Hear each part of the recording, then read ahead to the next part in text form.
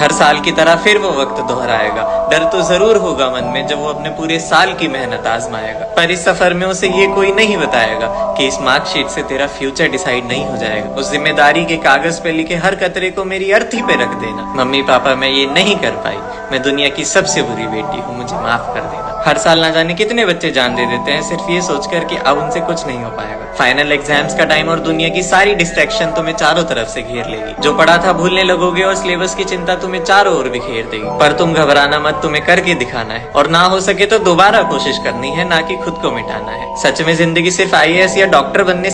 एक माँ ने अपने बच्चे से मार्कशीट मांगी। बच्चे ने मार्कशीट दिखाई जिसमें उसे गणित में 100 में से 90 अंक प्राप्त हुए थे। माँ ने मार्कशीट देखी और उसे जोर जोर से पीटने लगी। फिर बोली, तुम कब से इतने समझदार हो गए? जरूर तुमने 9 के 90 करे हैं। 0 अपने आप पढ़ाते हो। बोल बोल कर बस उसे पीटे ही जा रही थी और बच्चा बेचारा रोए जा रहा था। बच्चा हाथ जोड़ जोड़ कर बोल रहा था कि माँ मैंने 0 नहीं बढ़ाया, मगर माँ कुछ सुनने के मूड में नहीं थी और उसे बस पीटे ही जा रही थी। 3 साल बाद माँ ने अपने बच्चे से फिर से पूछा कि सच सच बताओ, तुमने 0 बढ़ाया था? बच्चे ने कहा, नहीं माँ, मैंने 0 नहीं बढ़ाया था। माँ ये सुनकर फिर से गुस्सा हो गई और बच्चे को पीट कर चली गई। फिर बच्चा रोते हुए बोला कि दोस्तों मैंने 0 नहीं बढ़ाया था, मैंने तो 0 के आगे 9 बढ़ाया था। और ये बात दूर खड़ी माँ ने सुन ली और आगे क्या हुआ आप देख ही सकते हैं।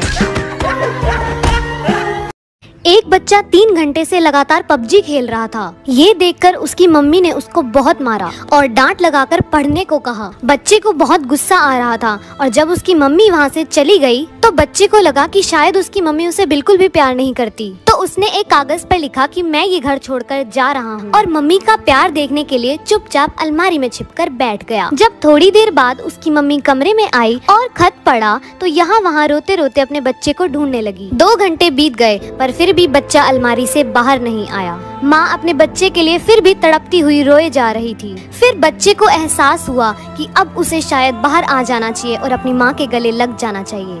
और जैसे ही बच्चा बाहर आया उसकी माँ ने उसको गले लगाया और इतना मारा, इतना मारा, इतना मारा कि बच्चा समझ गया कि लोहा और सोना आपस में बात कर रहे थे। तो लोहे ने सोने से सवाल किया कि यार तू सोना है, मैं लोहा हूँ।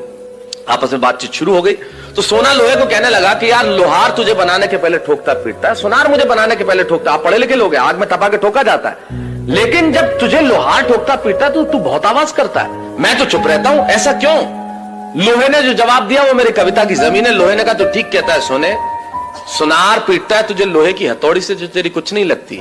मैं लोहा हूं, मुझे जिससे पीटा जाता है वो लोहा है, और जब अपना अपने को पीटता है तो चीख तो निकलती है। वाह वाह वाह।